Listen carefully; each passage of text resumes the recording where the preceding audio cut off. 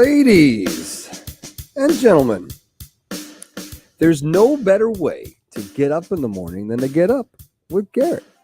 Garret is a third-generation success-credentialed real estate entrepreneur here to give you tips, tricks, and share stories of success.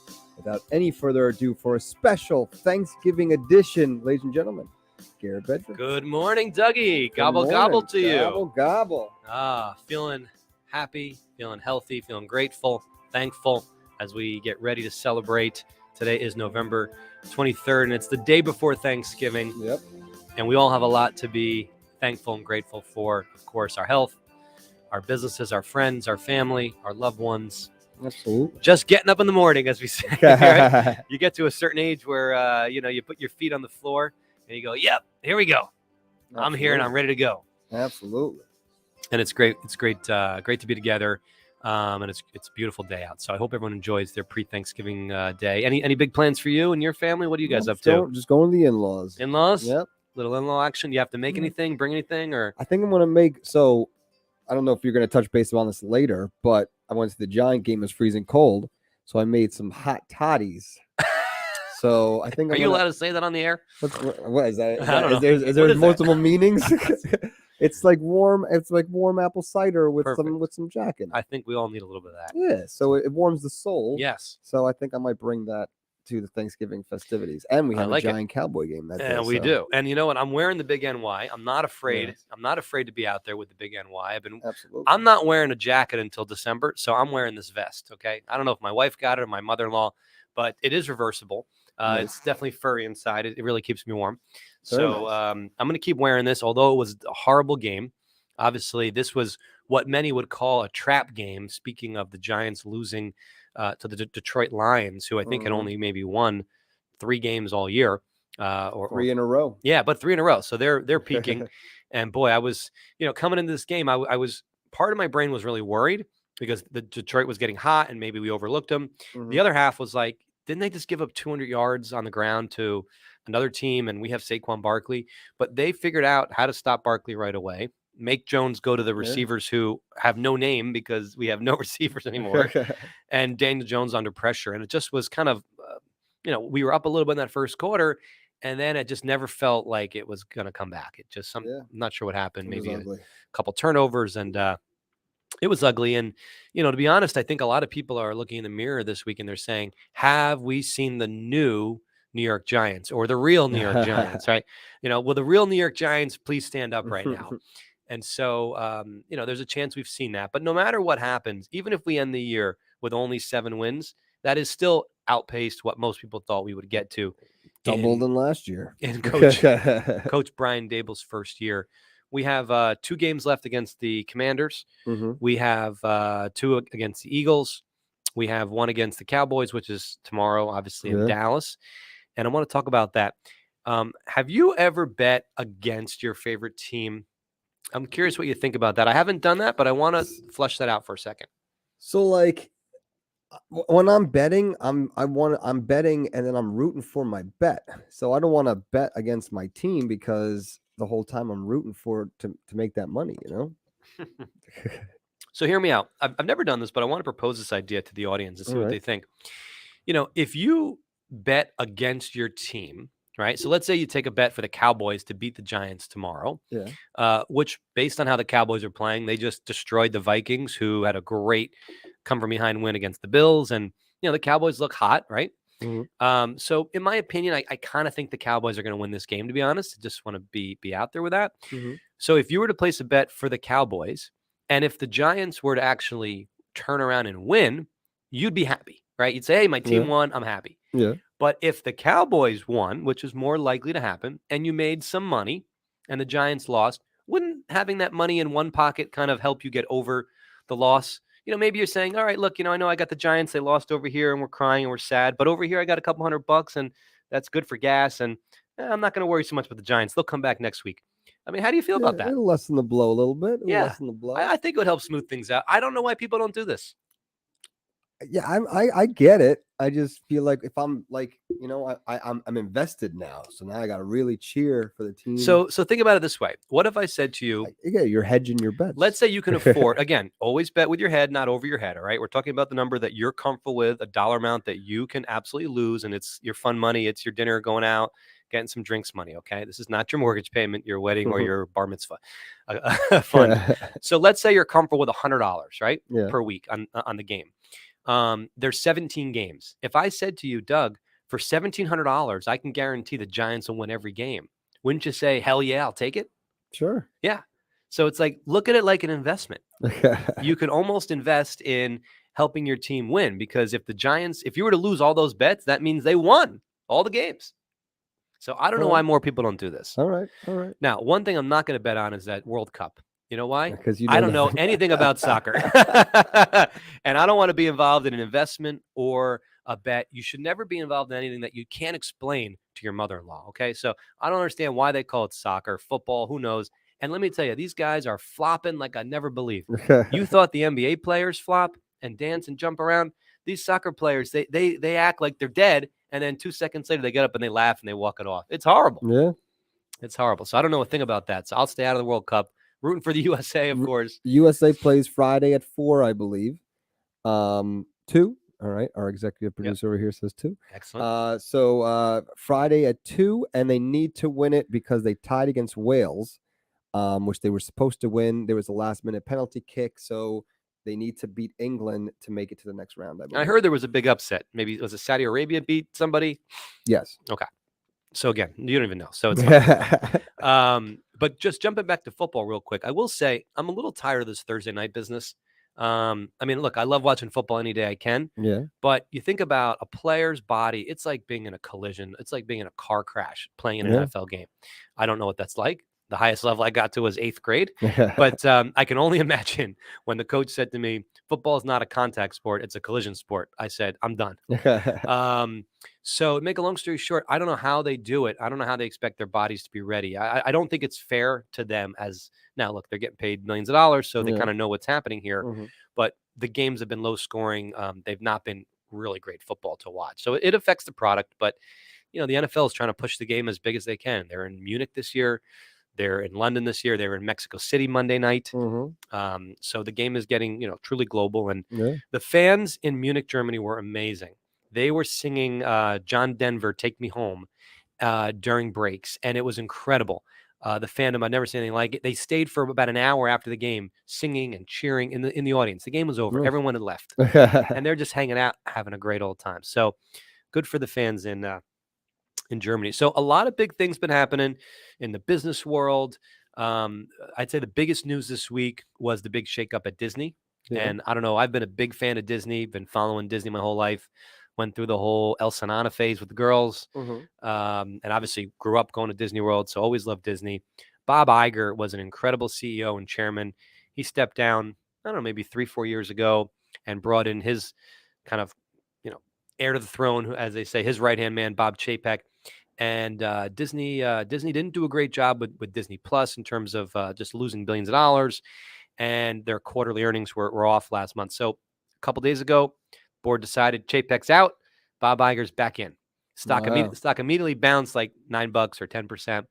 So that was a huge shakeup. And the question becomes, you know, how long will he stay? What will he do? What's the big upside? Will they stop the losses on Disney Plus? Should there be some type of merger? You know, there's so many of these streaming channels now. How many of them really can survive and make money? I mean, it seems like it's got to come together a little bit. What do you think about that? What are they losing? They have the biggest film series ever. They bought Marvel. That was great. They have Disney parks around the world. What money have they lost? So streaming is not making money. Well, I mean, yeah, it's a streaming, and they keep service. It's just like Metaverse putting in, you know, billions of dollars into Meta. Same thing here. All these streaming people, like when you invest in a business, if you're going to have something that is kind of an offshoot of your core business, it needs to make money, right? And especially if you're in a big business, you're responsible to your stakeholders, to your investors. But often you'll see people will take these side businesses and accept losing money, you know, for 3 to 5 years. But now Wall Street's saying, look, guys, you can't do it anymore. You can't put billions of dollars into Meta. You can't put billions of dollars into streaming services that don't make money. You got to bring it back and stick to your knitting, stick to your core. So I would expect Disney to continue on putting money into the parks, into the movie studio, maybe buying another brand. Because you're right, they bought Lucas, they bought Marvel. Those were huge numbers, but they've digested them. It took a long time to absorb them, but they've paid off for them really well. So I would expect Iger to kind of bring things back a little bit, and go back to the way he ran the business, and maybe even also talk about spinning off ESPN. ESPN is owned by Disney. It's not really a core product of what Disney does in terms of theatrical parks, branding. That I think could be worth obviously billions of dollars. And it's getting harder and harder. I mean, the rights agreements, fighting Amazon, fighting Apple, Fox, NBC, ABC, everyone wants a piece of football and pro sports. ESPN is a harder business to run as the years go on. So I would not be shocked to see Disney spin that off. Go ahead. I was just gonna say, it would be cool to have a sports park, like a sports themed park. That would be pretty cool. That'd be cool. The streaming services, I can't see how they're losing. They have every Disney movie ever. I will say there was a Black Panther movie that just came out. Yep. What Netflix does, and HBO, they like the Batman came out, that went straight to HBO. Yes, Plus. I remember that HBO Max. So maybe they're trying to capitalize too much on the movie theater profits. They should just, if they want people to stream these things, they need to have better quality streaming products. I don't know about this movie theater thing, man. I mean, when you go to a Giants game, there's a part of that community, right? You're tailgating, you're with your friends, you're all together saying, we want the Giants to win. Yep. And you're part of it, right? It's alive. It only happens once. You can never replicate that experience. And the outcome, is unknown until it happens. A movie is different. If you go to the theater to watch a movie, you don't really know everybody there. You're not kind of in this community of like, we're all here together. And if you go with a friend, you can't really talk. It's got to be quiet. Yeah. I mean, I've gone to the movies by myself because nobody bothers me. It's enjoyable. So as all the different streaming services add the new releases and of course sound and high definition and 10D, 60, whatever it's going to be comes out. I'm concerned long term about the real estate part of the movie. I think it's much more likely that movie theaters go away versus fans not going to the stadiums because of the community, the kind of we're all in it together. Even though when it gets cold, I'll be the first to say I love watching the Giants at home. It is more comfortable. The other big thing in business is just this constant kind of up and down with Twitter and with Tesla stock. Obviously with Elon Musk taking over, he's telling people, look, you're going to come here and you're going to work every day and you're going to work very long hours and it's going to be hard, right? And if you don't like it, get out. And he is just kind of like laying down the law, saying you've had too much time to either work from home or not be pushed. And I think it's quite refreshing. I know it's going to probably alienate and piss off a few people, but I think you have to look at it objectively. Twitter wasn't really doing so good from a business standpoint, right? It wasn't really hitting its goals. And so, new voice comes in and says, look, I'm going to do it my way. And if you don't like it, get out. And a lot of people are worried about Elon not focusing on Tesla or SpaceX because they're saying, well, Twitter's going to take so much time. But they kind of forget that, this is a guy that was able to come up with an electric car and land a rocket on something the size of my pencil. So you're telling me that turning around, the social media engine, Twitter, is going to be as hard as those two things? This is something where he's going to outline within just a few months what has to be done. And then he's going to be away from this business and there'll be somebody else, running it. And I wouldn't be surprised if they then, years later brought it public again. But I have no personal worry about Elon not being able to handle and being distracted. And the Tesla stock, I think, is down to like maybe $170 a share. I was listening today on the radio and they said, if it hits 150, that's basically 25 times earnings of 2025 projections. So they think that's pretty fair and pretty realistic for like a tech company. It's a pretty high valuation for a car company, but Tesla's a lot more than a car company. So if you haven't had a chance to start doing some due diligence on Tesla, you really should be diving in and learning all about it because there's a lot of money managers that believe it's going to, 3 to 5 times X where it's at now. So definitely keep an eye on that. And wanted to give everyone an update on some of the projects that we've been working on. We're trying to get to the finish line on our big Hedges at Hawthorne mixed use project, and we've made some great progress the last couple of weeks, especially on the retail side.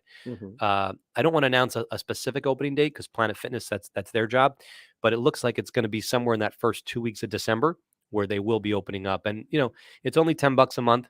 I think it costs 25 cents to sign up, or a buck to sign up or something. And we got all the signs up on the exterior, as you can see there, fronting the road. And then, this Planet Fitness is really pretty. It's called their Black Card Spa. So it's kind of an elevated level of Planet Fitness where they have massage and they have tanning and hydro massage. Nice. And if you want to bring up some of the other photos, you'll see like the locker rooms are really nice. I was pleasantly surprised. I hadn't been in one of these locations in a while. What do you want first? The showers? Yeah, or the whatever. lockers? Just go Yeah, through 'em. we'll go to the showers. Yeah. So you've got what I'd call like a country club style shower. It's like a full wall. It's not just like a little curtain with a rod, right? And then you've got some nice lockers we showed as well. You have that one. Let's see here. There we go. So those are lockers. And keep going. There's some nice wallpaper, some nice finishes. I think they've done a good job raising the bar at Planet Fitness and trying to look more like a no pun intended. What's that? That's kind of the entry wheel, I guess, when you come in. Yep. It's very it's elegant. It's nice. Yeah, I mean they're spending money in there. Yeah. It's not. In my opinion, it shows better than you would think for $10. Yeah. Right. It looks more like a $50 or $100 a month gym. Absolutely. In my opinion.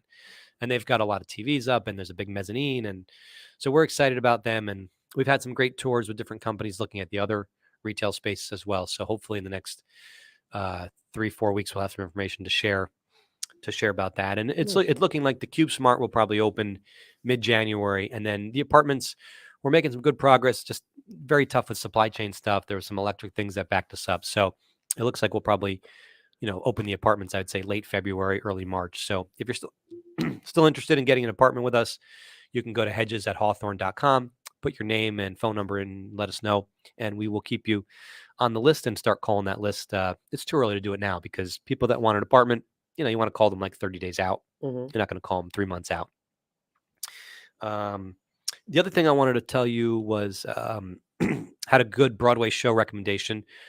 Took the family to see a really cool new show. It's called and Juliet. So it's like the ampersand and Juliet.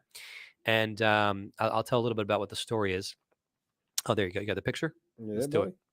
So and Juliet is the story of William Shakespeare and his wife, Anne Hathaway, basically having a back and forth negotiation on how to rewrite Romeo and Juliet. So it's what happens if Juliet wakes up and lives her whole life. Her whole life's ahead of her. Why does she have to die? Right. And this is the age of women empowerment.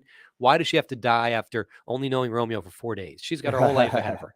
So the show is kind of narrated by William Shakespeare. And this is funny. His wife's name in real life was Anne Hathaway, right? Not the actress. That's what I was about to ask. Pretty that funny. Sounds very familiar. I found that funny too. So they're kind of going back and forth saying, look, Juliet can do all these things and let's rewrite the ending. And there's a little bit of this battle of, did Shakespeare really, include his wife in some of the playwrights? And maybe he should have, asked her opinion more. So we loved it. It featured one of the stars was in this great show we loved, Kinky Boots. So Stark Sands is amazing. And it has all modern pop music. So it features music from Backstreet Boys, Britney Spears, Katy Perry. You'll know all the songs. Everyone's singing, having a good time. And basically, the songs are kind of telling the story. Like the lyrics from the songs are telling the story. And it's hysterical. It's awesome. And I always had a lot of respect for Broadway stars because, you think about movie and TV productions.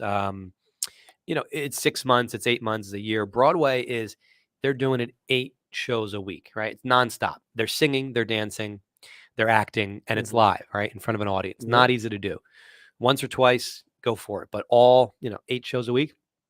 And they don't make anywhere near the money that people make, obviously, in the in the film business. Have you seen any shows in the last couple of years? You ever go to the theater? Since COVID. Adrian dragged me to something, Anastasia or something, for like our anniversary or for a birthday. It was like a couple years ago. It was like Anastasia. I think it was Anastasia. Yeah, that sounds like one. Yeah.